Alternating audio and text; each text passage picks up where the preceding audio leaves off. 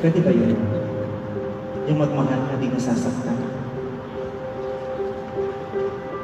Pwede bang magmahal na walang sakit? Pwede bang okay na tayo? Wala nang bakit? Pwede bang start lang, walang end? Kung kaya pa natin, baka naman pwede i-extend. Pwede bang true lang, walang fake? Pwede bang heart lang, walang break? Pwede bang magpakatanga kahit sa huling saglit? Pwede bang tayo na lang ulit? Pwede bang ang sagot sa lahat ng tinanong ko ay oo? Pero di ba hindi? At yung masakit. Masakit. Masakit. Masakit ba yung sakit o masarap?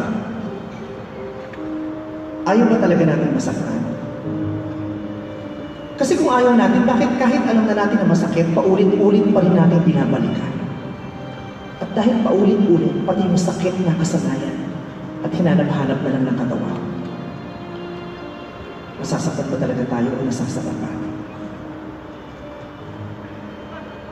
Masakit ba yung sakit o masarap? Mukhang mahirap yung tanong ko. Kaya ni isa sa inyo walang kumura at hindi nakaisip ng sagot sa isang ito. Kaya kakausapin ko na rin yung sarili ko. Total ako naman na nakaisip ng tanong ko. Masakit ba yung sakit o masarap? Alam kong wala ka dito ngayon. Pero gusto kong malaman mo at makarating sa iyo lahat ng sasabihin ko.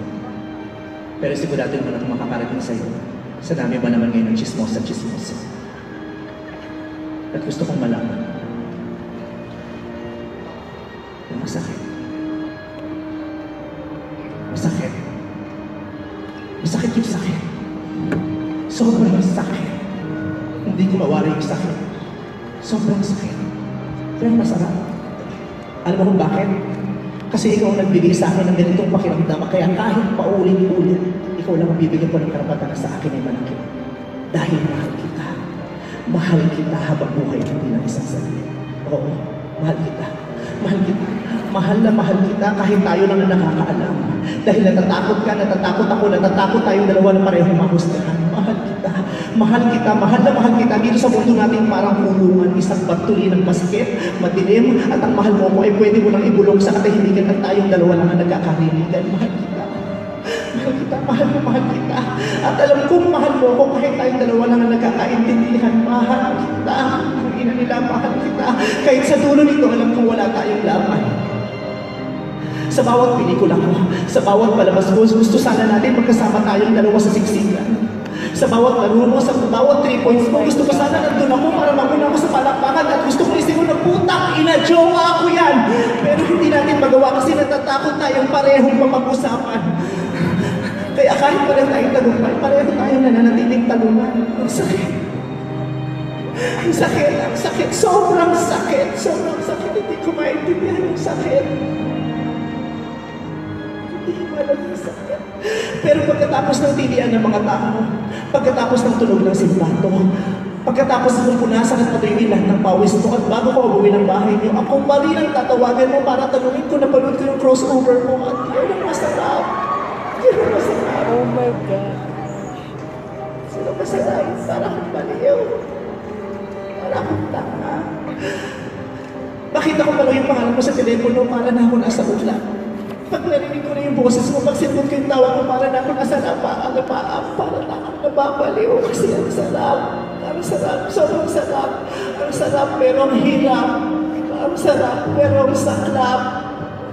Pero masarap. Masarap kasi sa loob ng mundo natin. Sa loob ng mundo natin. Sa loob ng mundo natin. Kahit nakakulong tayo, masaya naman tayo eh.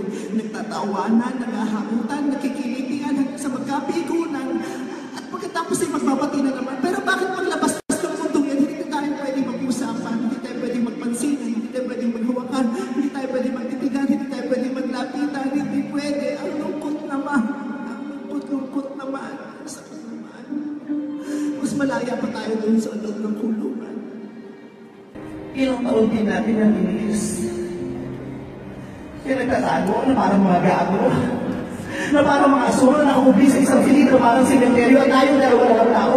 Na parang mga adik na natatakot matukhang anumang segundo. Na parang mga kriminal na natatakot mahatulan na mapahusgang lipunan na ang tanging pamantayan ay hindi pwede tayo. Dapat sa babae ka lang na ipanglalang ako. Ito ang ina ng mundo ito. Ano ng mundo ito?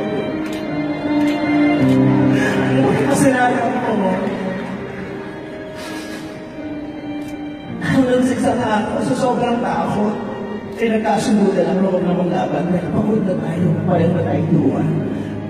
Kaya nag-usap tayo na sumuko na lang. Sakit. Sobrang sakit. Di ko alam kung gano'ng masakit. Di ko mauunawaan kung gano'ng masakit. Pag-aalala ko lang ako mamamatay sa sakit. Mamamatay yung buong katawan ko sa sakit. Hindi ako makakita sa sakit. Wala akong maramdaman sa sakit. Ang sakit-sakit. Pero masarap. Kasi hanggang sa huli, yung sa pagsuko natin, maghahawak tayo ng mahigpit. At dumating na yung oras sa sabay tayo mahatulan. At ang pinataw sa atin, pinakabigat na parusa. Kalayaan. Kalayaan palalain mo ako. Kailangan palayain mo o kalayaan. Kailangan palayain mo o kailangan palayain kita. Di pwede lumingon, di pwede sumulyak, di pwede umiyak, diretsyo ng lakad. Paparin sa isa't isa hanggang sa hindi na natin makita kung saan tayo napunta. Sobrang sakit. Ang sakit pero masakit. Pero masarap. Ang sakit-sakit pero masarap. Dahil hanggang sa ulit sandali. Kahit masakit. Tinawag mo ko Juliet.